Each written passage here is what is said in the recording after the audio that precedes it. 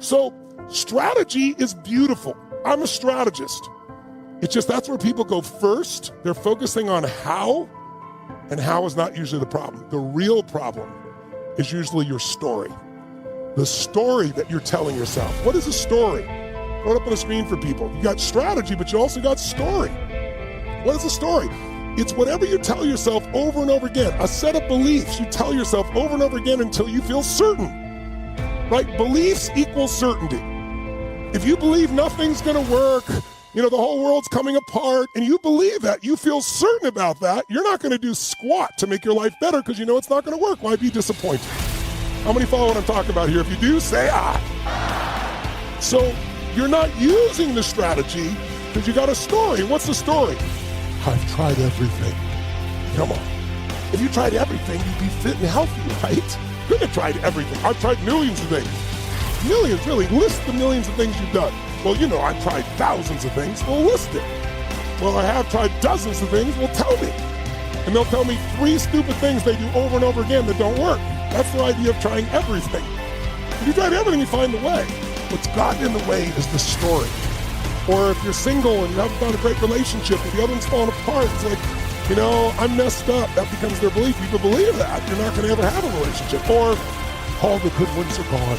Or they're gay and I'm not, or I'm gay and they're not, or something like that. See, the story you tell yourself changes everything. Please write this down. Change your story, change your life. Change your story, change your life. Here's an approach. Divorce your story of limitation. Now don't get me wrong, I know there's limits right now. There's COVID squeeze, there's places where you can't do things. There's all kinds of things that are outside your control, but there's always a way. I'm here with you right now because I said there is a way to help people still, and to still have impact right in the middle of COVID, even with people at home. And then this little thing in my basement here grew into these stadiums, and now it's grown to me reaching more people in the last 5.5 months than I did in the previous 2 years. I'm able to help people in a way because I developed this belief, a different story, right? Change your story, change your company. Change your story, change your life. Divorce your story of limitation and marry the truth of your unlimited capacity.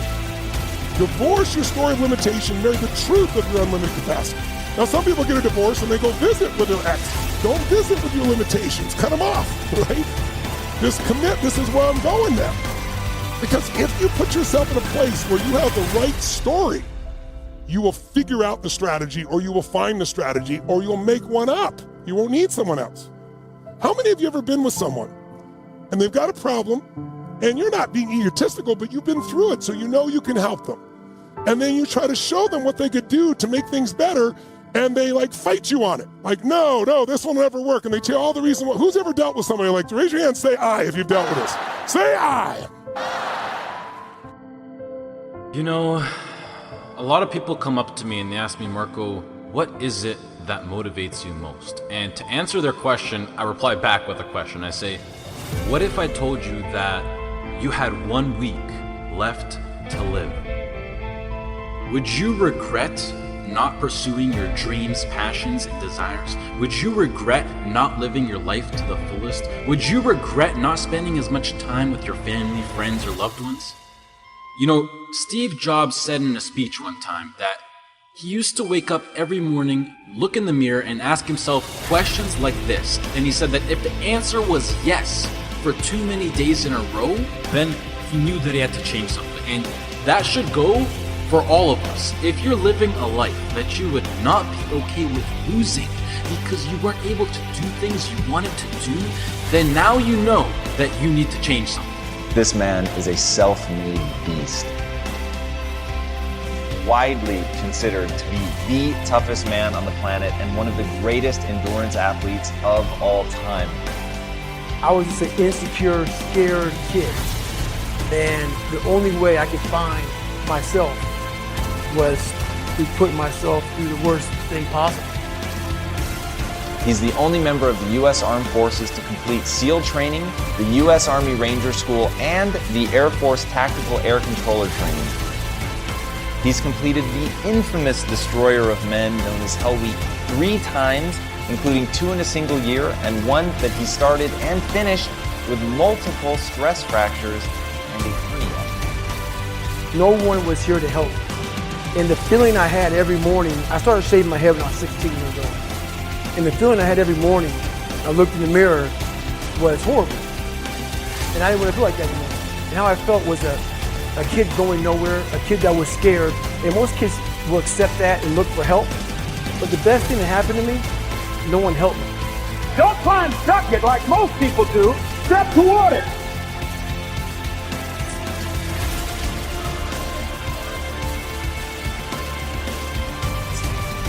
You want to make your dream come true, you got to stay focused. Some people rather get even than get ahead. Stay focused on where you want to go. You will not be a good father, you will not be a good husband, you will not be a good wife if you are unable to love yourself.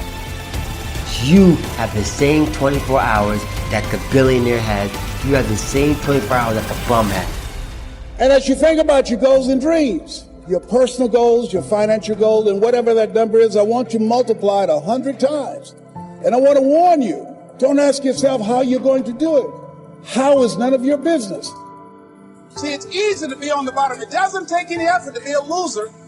It doesn't take any motivation, any drive in order to stay down there on a low level. But it calls on everything in you. You have to harness your will to say, I'm going to challenge myself. I mean that what you did last week don't count. Today is the only important day. There are 86,400 seconds in a day, and how you use those are critical. You got 86,400 today, and what you do today is going to cement who you are. Nobody's going to talk about what you did last week. But some people hit that wall, refuse to be denied. This person comes back anyhow, again and again and again. And then if you keep on hitting that wall, here's what happens to you. That you will have an incredible breakthrough.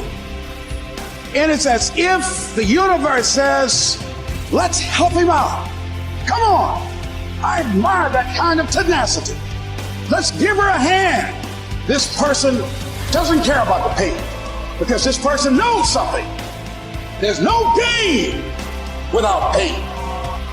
That belief that you can make it happen. So right now, whatever it is, whatever crazy dream you have, and we all have one, stop judging yourself for it. Stop telling yourself that you can't do it, and understand when you cultivate that fire, when you take that little ember and you fan it into a raging inferno, that thing, that human soul on fire is what's going to allow you to build something that the world has never seen before. 5-second window between the instincts, the shoulds, the urges, the inner wisdom, things that can change your life if you listen to it. You've got a 5-second window from the moment you feel that instinct to move. And if you don't, your brain is actually designed to kill it. 5 seconds is all you have. The second you hesitate, it's actually, and you feel your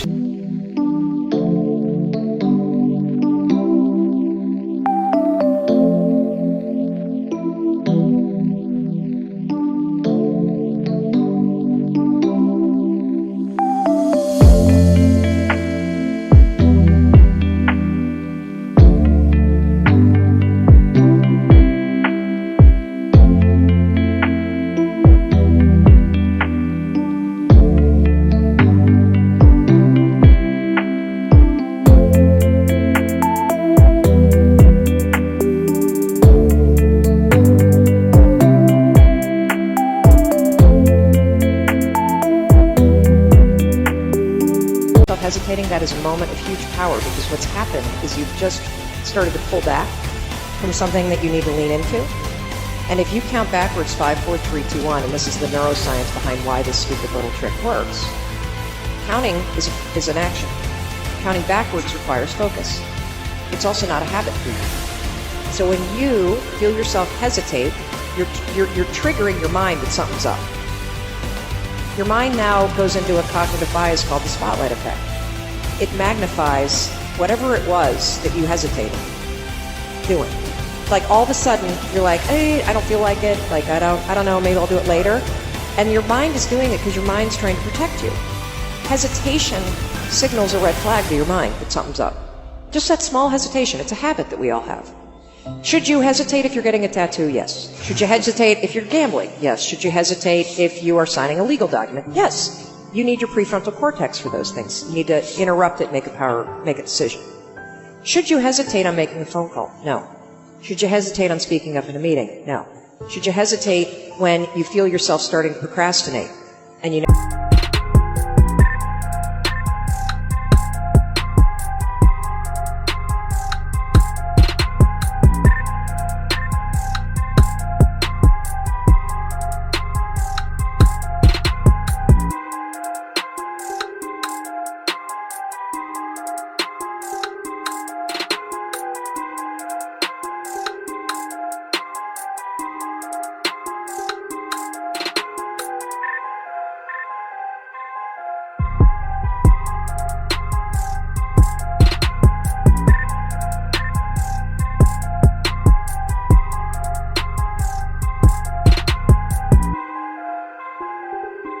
you got work that you should get done? No, you shouldn't hesitate at all. Should you hesitate in saying the thing that you really feel in your heart? No, you shouldn't.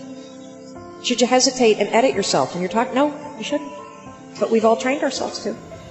So it's actually this habit of hesitating. You start catching yourself. It's a huge moment of power because you have a decision to make and you got to make it in the next 5 seconds. Are you going to go on autopilot and get trapped in your mind?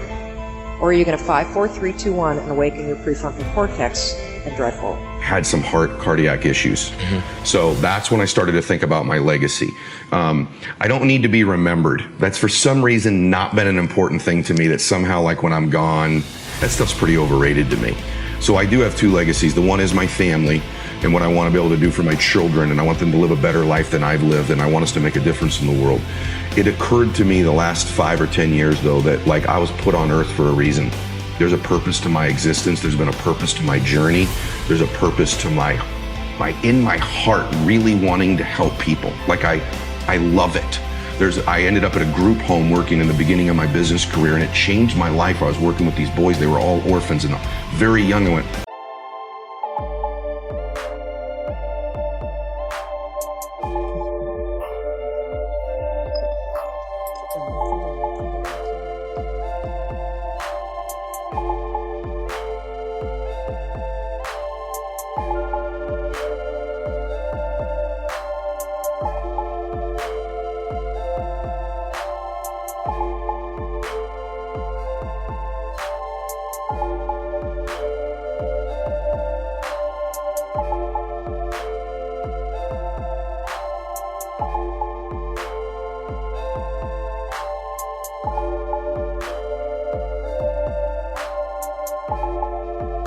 well, that's my calling. I want to help. And now God's given me this platform and the ability to put words together pretty well, right? And so I want to know that my life was better for the world. I feel like the world today is so divided. I honestly believe that real people from the grassroots, I really believe entrepreneurs, social media influencers, people who have a voice in the world today, we can shift the consciousness of the world. I really believe that. And so it's come to this point where the first half of my life was about building something special for my own family, our own legacy. And I've done that. The second half of my life is I want to help contribute my part to changing the world. I want my great-grandchildren to live in a safer, more collaborative, more loving world, not just country. I'm so passionate about this, bro. I sleep very little lately. I found my calling. Yeah. I found it. And our voices all combined, those of you listening, you and I, are louder than any one politician, are louder than any one country, are louder than any one little segmented, little group of people who are trying to get their way in the world. We can change consciousness. We are the